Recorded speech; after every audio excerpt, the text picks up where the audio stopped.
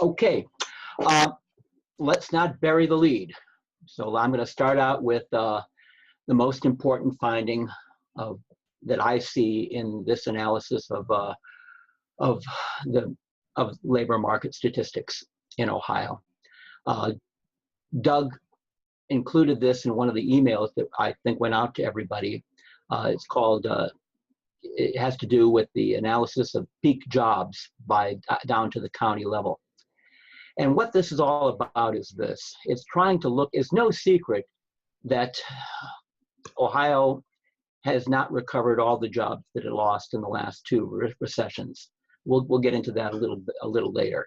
What's new, and what I think is most significant, is the fact that if you go down to the county level, what you're going to find is that in recent years, the majority of the counties in the state, the majority of the areas in the state, have failed to participate in the recovery from the last recession or even the recession before that. Now that's different. That is new. That is something that hasn't happened before. In Ohio history, the state's 88 counties generally shared in the job growth during the expansions following each recession. Now, for this data analysis, we went back to 1973. Now, or rather 1975. Now, 1975 was the peak following the recovery from the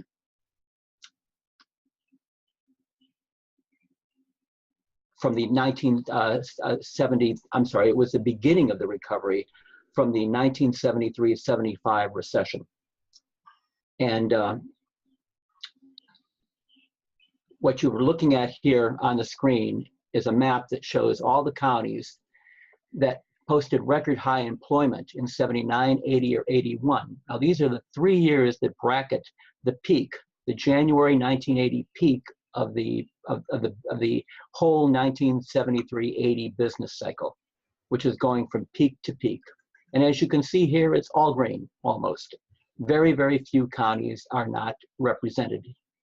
Every county that is marked in green had record employment in one of these 3 years at the end of this expansion. Now, when you move to the next one, the next two business cycles, in fact, the next recession happened in, actually in the national level, it was considered two recessions, from January 1980 to July 1980, and then again from July 1981 to November 1982. For purposes of a labor market analysis, this was one big recession. Labor normally recovers as a lagging indicator. It normally takes a little time to catch up after you come out of a recession. In this case, it didn't come out in Ohio. It didn't recover in Ohio at all before you hit the second recession. So for our purposes, we're looking at this as one long recession. Now that ended, that peak in this time was in 1990. So we went from the early 80s all the way into 1990 in recovery. In that recovery period, ending in the 1990 peak, and the 3 years bracketing that, these are the counties, as you can see on the screen, and there are 66 of them now. That's still obviously the majority, and it represents 86% of the state's population. And that first one, the numbers were 78 counties, representing 96% of the state's population, all participated in the recovery fully. We go to the next recession, or the next recovery preceding the next recession, which would be the 3 years bracketing March 2001. Now we've got 56 counties representing 73%. We are still in a majority. We're still representing about three quarters of the population of the state. Things are still generally following that traditional pattern. After this, things change. The next recovery, which ended in 2007, saw this. These are the counties shown in green are the only counties, and there's only 24 of them, that were that posted employment peaks.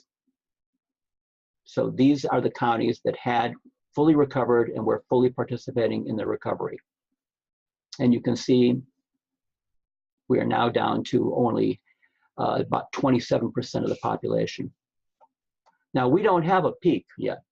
And coming out of the 2007-2009 recession, the so-called Great Recession, we're still in the recovery. So what we have now isn't the absolute peak. The latest numbers that we have that are annual numbers are 2017. And when you look at the 3 years, 15, 16, 17, and apply the same formula, you're now down to only 20 counties participating in the recovery, and they represent only about 30% of the population of the state. This is a break in a long-standing trend. It's new, and I think it accounts for a lot of I think it helps answer one of the most troubling questions about the economy today, which is why so many people feel uncomfortable about it, despite the fact that every month we are posting new lows in the unemployment rate, and basically, and the stock market, of course, is basically riding high. If this is all true, why do people feel uncomfortable? Why do they feel uneasy? I think this helps to explain that. That is the lead. That is the main takeaway from this. Now, what I'd like to do is go over some of the numbers that went into this analysis. I understand that these numbers are going to be posted and available to everybody. So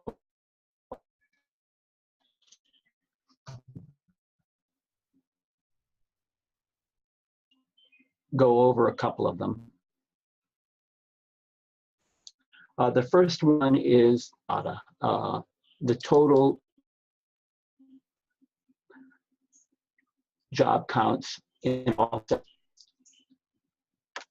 It says my internet connection is unstable. Well, it's stable now. Give me a thumbs up if everything's working, Doug. I think it's good. Things good? Good, good, good. Okay. This is a spreadsheet called Total All Sectors. It's an Excel spreadsheet. It has all the job counts, total number of jobs, the average monthly average or the annual monthly average for each year, going back to 1975. These numbers came from the Bureau of Labor Statistics. They're all state-based. Actually, what it's based on, these represent about 95% of all the jobs. These are all the jobs that are covered by unemployment insurance. Now, the reason why this database is so good is because it's not a survey.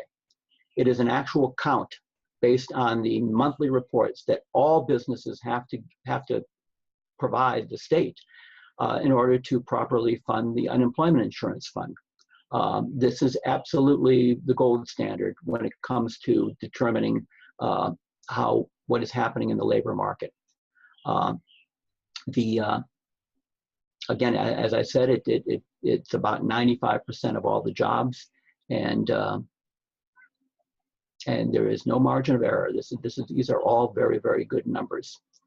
There are some limitations. One of them is that when you get down to the smaller counties, you're going to see some of these numbers just simply disappear. They're not disclosed. And the reason for that is if you only have one or two dominant businesses in any given category of industry, if you publish those numbers, you know exactly what that one foundry or that one big department store in a very rural county or something, what it was doing in terms of not just the number of employees it had, but also the pay they were getting. So for this reason, that kind of data does get suppressed at the lower levels. For our purposes, that's not going to be a big problem because we're flying pretty high here. Certainly with the state numbers, statewide numbers, these are very, very good numbers. The other limitation, though, is and this is one that has to do with daily journalism. This data doesn't come out every month. It only comes out quarterly. Not only that, but there's a considerable delay after the end of the quarter before these numbers are compiled and put out. They are used, though, to benchmark the quarterly numbers that are based on a survey of about 450 businesses, or 450,000 businesses across the United States every month. As you can see here,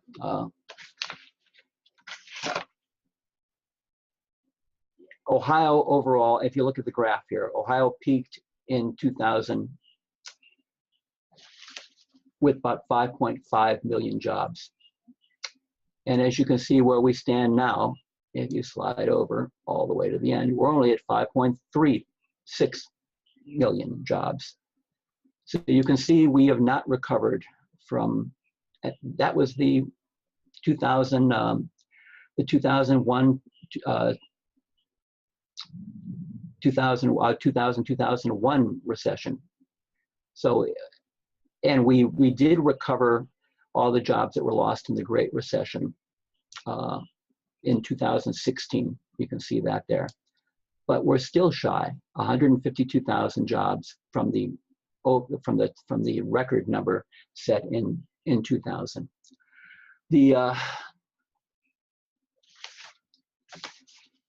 Barring a real reversal, if you look at the trend line in terms of job creation in the last 3 years is tending down. Barring a reversal of that trend, Ohio is going to go a full 20-year generation with no net employment growth. And that's the fundamental fact that you should take away from here. But more importantly, as we saw earlier, the problem of lack of job growth isn't equally shared across Ohio. There's only 22 of Ohio's 88 counties have posted record employment in the past 5 years, meaning they've recovered all the jobs lost in the last 2 recessions, in 2001 and again in 2007, 2009. In the remaining 66 counties, including 4 of the 6 economic regions that the state is divided into, peak employment is a thing of the past, and in some cases, the distant past. Montgomery County, for example, posted its record high in 1990, 28 years ago. And Trumbull, along with 10 other countries, have fewer jobs today than in the 2009-10 recession. So they never recovered from the Great Recession. What you have here in terms of the spreadsheet, in addition to the state numbers here across the top, you have the region numbers. And then you have a breakdown that's provided here. The change from 75 to 80, from 80 to 90, from 90 to 2000, from 2000, 2010, 2010, 17. And then the last column, though, is the change and the percent change from the peak number to 2017. So for Ohio as a whole, that would be the peak in 2000. What we have today, that's 152,000 down. That's negative 2.8%. You do that for everybody. Here's the regions, same deal. You can see that 2 regions, central, anchored by Columbus and Franklin County, and the Southwest, anchored by Cincinnati, both have posted record employment as of 2007. The other 4, no, they are still shy. And as you can see, that's quite a spread in terms of the percentages. And then in the counties, yes, you've got the counties here. They're all here, the same kind of breakdown here at the end. You can use your Excel tools to try to get a good look at what the heck's going on here. Everything is indexed. So for example, if I want to look at the counties that at the county level, the difference between 2007 and their peak, and if I sort them from lowest to highest, Monroe County in Southeast Ohio is down 65% from its peak. Harrison is down 43%. They're not all small Appalachian counties. Trumbull is down 32.6%. Montgomery, home of Dayton, is down nearly 19%. So think about what that means. 1 in 5 jobs, that's what was lost, has been lost in Montgomery since its peak. And you can scroll down here and you can see a lot of negative numbers. The zeros represent the counties that have actually recorded record highs, because now here the difference between their peak and what they are in 2017 is 0. So the zeros in this case are all good news. And as you can see, many of them, Delaware, Fairfield, Franklin, all in this, and Madison, all in the center of the county, of the state. These are things the individual reporters, depending on your news, who you work for and where it is, I think you're going to find these county figures very interesting. Okay, it isn't averages. These are the numbers for all jobs.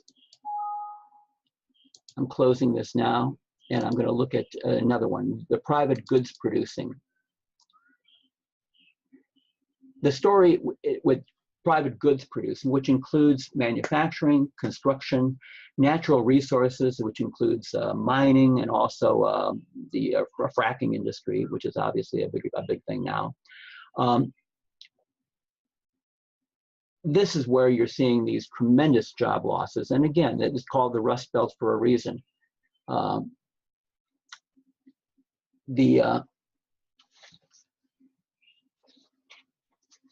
Ohio overall is down about 40% from its peak in 1979.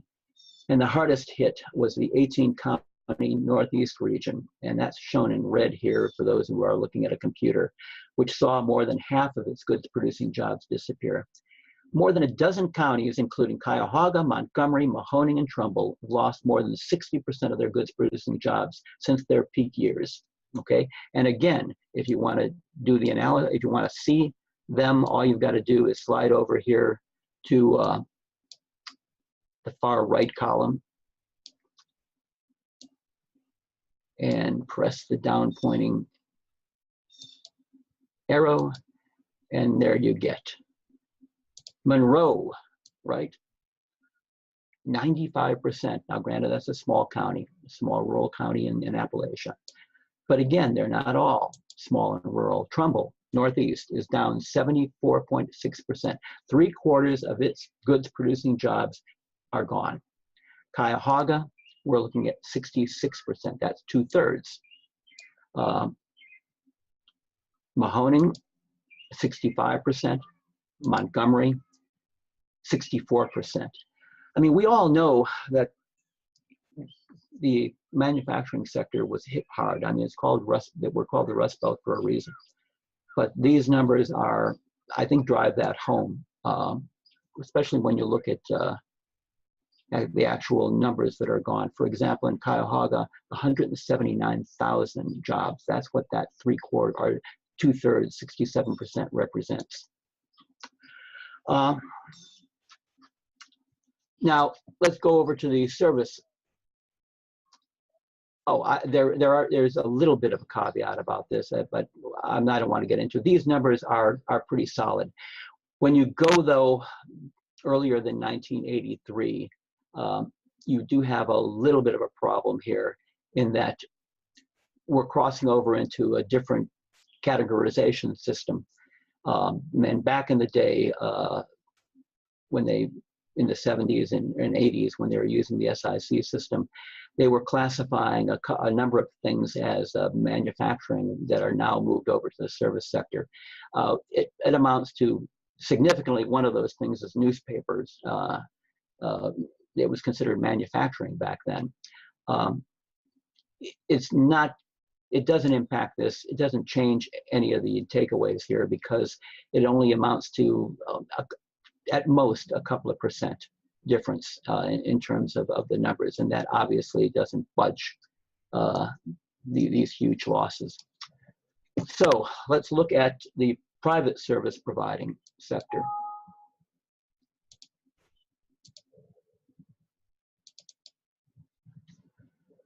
Okay, here, look as you can see in the charts, nice steady growth, no question about that.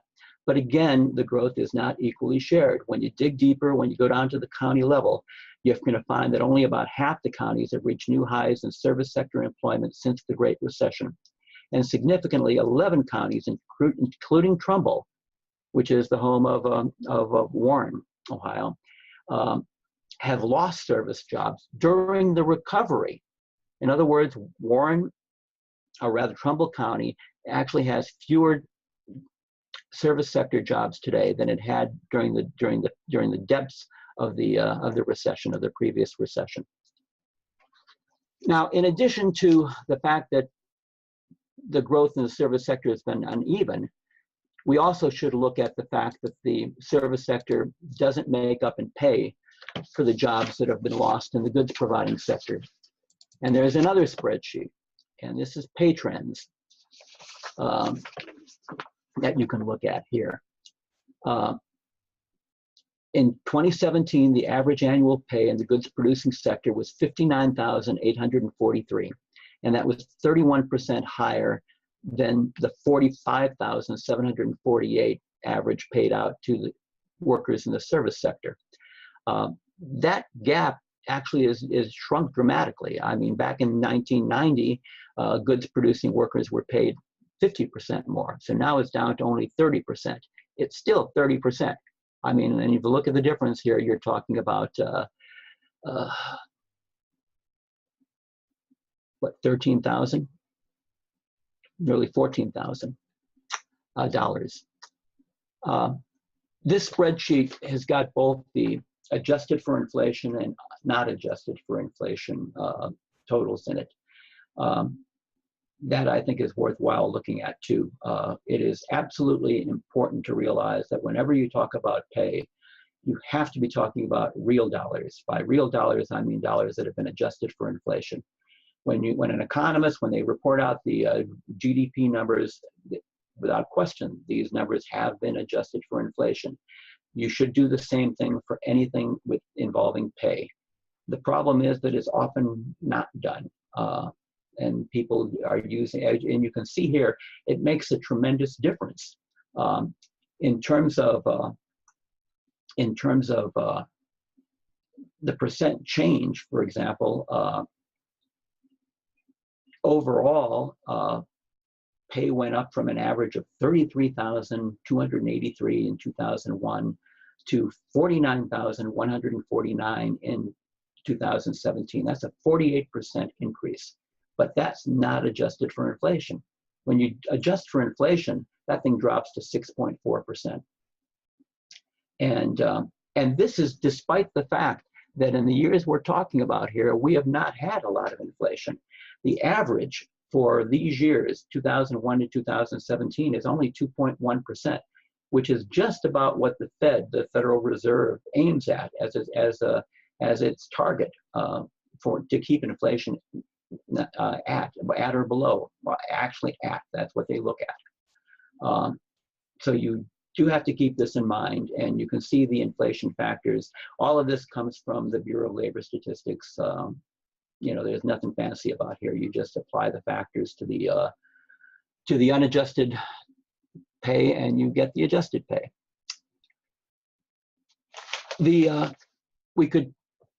I'm not going to go over it in any detail, but we do also have spreadsheets for the federal, state, and local government jobs, the public sector, which makes up about 13% of all jobs in Ohio. Here we are seeing a drop. Overall, the drop is about 5%.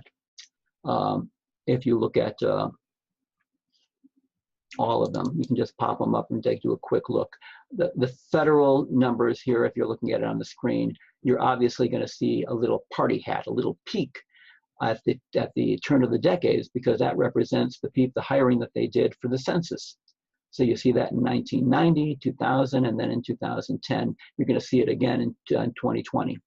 But overall, you can see what the trend line is.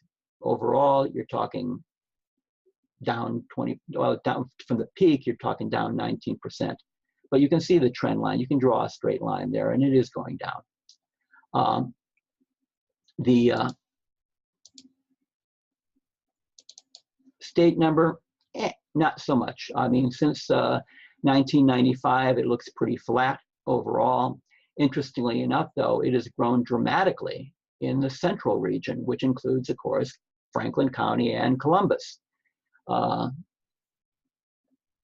There has been considerable growth in state workers in that region.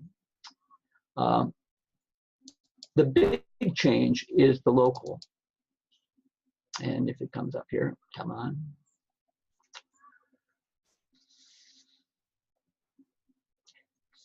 From the peak that it hit in 2004, you are looking at, a 7.6% drop.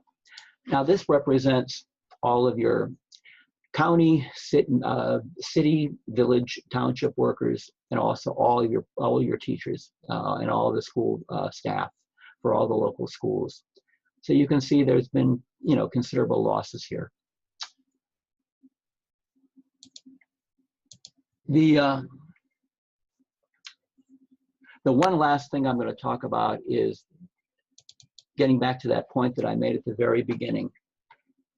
If the situation is this problematic, if it's this dismal in so many areas of the state, why is it every month we hear about unemployment for the state and the nation is going down, keeps going down? It's right now near what is called normal unemployment. Below that, you've actually got a problem. Businesses can't find enough workers. That takes us to an interesting issue, and that is how they figure out the unemployment rate. What you have here are the numbers, and this is laborforce.xlsx. What you have here are the statistics from the current population survey that have been put in this program called the Local Area Unemployment Statistics Program. And these are the numbers for the labor force, the employed, the unemployed, and then the jobless rate. Now, the way all this fits together is they interview people, about 50,000 households in the United States every month. And they ask everybody in the household who is, I think, 16 and over, are they employed? If they say yes, okay, you count as you're employed. If they say no, they ask are you looking for work, and have you looked in the last 4 weeks? If you say yes, you are counted as unemployed. You add up the employed and the unemployed, and you get the labor force, okay? And if you come up with a fraction where you put the unemployed number over the labor force number, you get the jobless rate. And you can do the math, but it's all up there, and it all works out nice and easy and all that. But now look at the chart, though. The red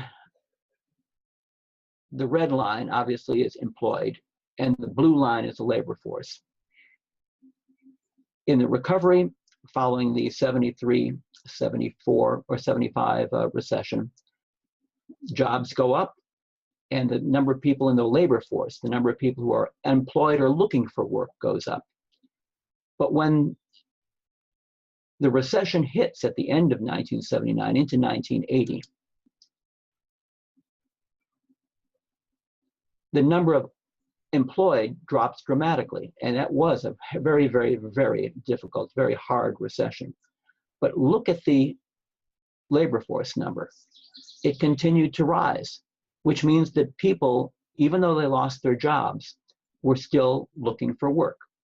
It wasn't until 1982, 2 years after this thing starts, that you have a drop off, and even then it's not that big a drop off. Okay, move to the next recession, 1990. Once again, you get a dip 1990s recession wasn't all that bad. But look at the labor force, doesn't drop at all. Now move to 2000, 2001. Again, there's your recession. You're seeing a drop in employment. You're seeing no drop whatsoever in the labor force. In other words, the people that have lost their job are still looking for work. Now look what happens after the start of the 2007-9 recession. Employment drops like a rock, and so does the labor force.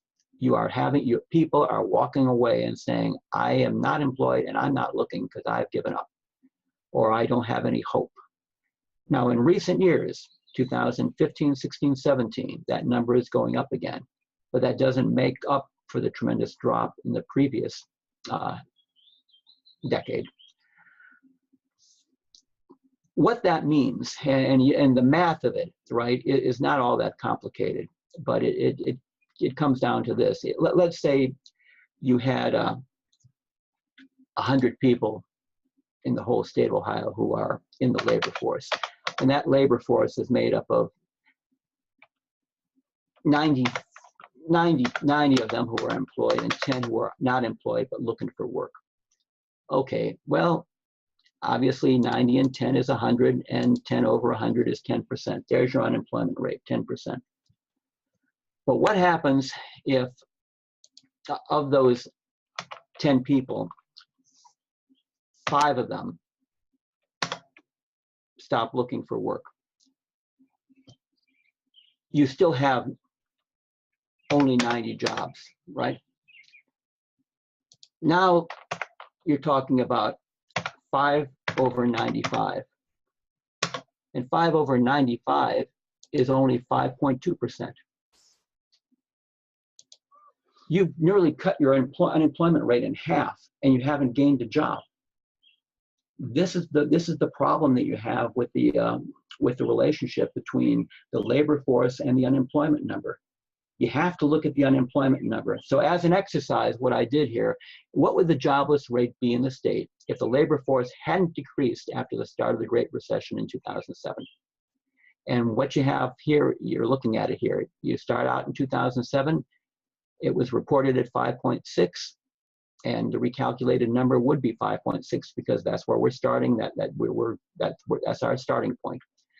But as you can see on the screen, for those of you that are looking at the screen, the recalculated number, the number that assumes that we hadn't seen a decrease in the labor force, not an increase, but just simply holding the same level. You can see the unemployment growing, peaking at 12.7. That's more than 2 points higher in 2010.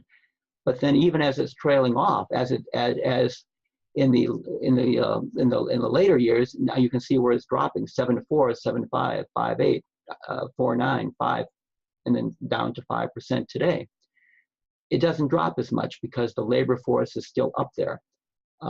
According to this simulation, we would still have 8.3% unemployment in the state of Ohio rather than 5%, and 8.3 is bad.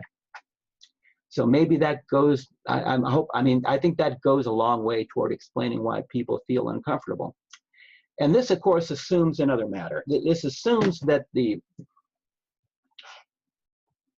in terms of the wage issue, that wages are, when you adjust for inflation, are an accurate representation of what the cost of living is.